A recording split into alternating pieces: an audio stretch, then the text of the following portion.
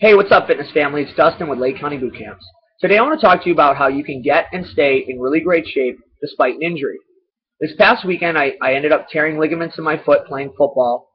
So I've been hobbling around on crutches the last few days, and it inspired me to make this video for you. So there's a couple things you definitely need to make sure you're doing if you have an injury, if you want to get and stay in really great shape. The first thing you need to do is listen to what your doctor tells you. If your doctor recommends you see a physical therapist to help with your rehabilitation, well, you need to make sure you see that physical therapist and see your therapy all the way through.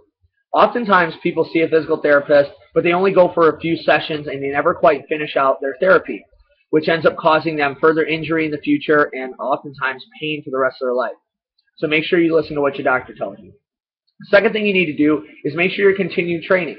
Okay, there's plenty of low-impact cardio exercises that you can do if you're experiencing, let's say, a low body injury, just like I have. You can swim, you can bike, you can use an upright ergometer, which is that upright bike that you pedal.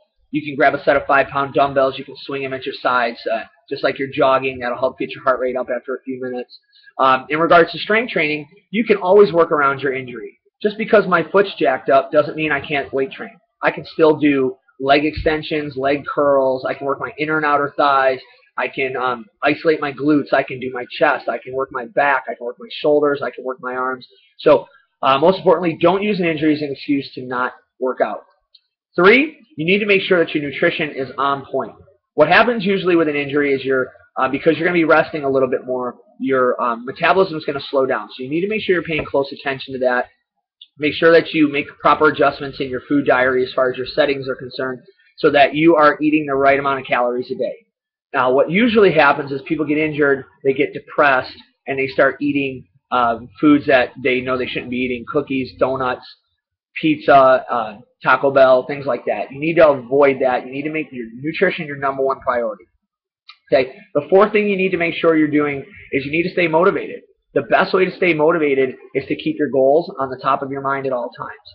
You should be thinking about your goal when you wake up. You should be thinking about it before you work out. You should be thinking about your goals before every meal. You should think about your goals before you go to sleep. It's called top-of-mind awareness. And the more you think about your goals, the better chance you have of actually reaching them. So that's the fourth thing you need to do. You need to stay motivated.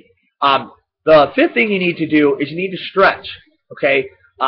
Lack of flexibility causes most injuries. That wasn't the case in my foot injury. This was an impact injury. But in most cases, it's a lack of flexibility that causes injuries. So you need to make sure you're stretching. You need to make sure you're using a foam roller to help relieve your myofascial tissue. And even during an injury, what oftentimes happens is the muscles surrounding the injury are going to get tight and they're going to constrict. Well, if you use a foam roller properly and stretch, you can help to actually progress the healing process a little bit faster than if you didn't do flexibility work. And the sixth and last thing you need to do is you need to make sure you're resting. Sometimes an injury can be your body's way of telling you that you're going too hard and you need to scale it back.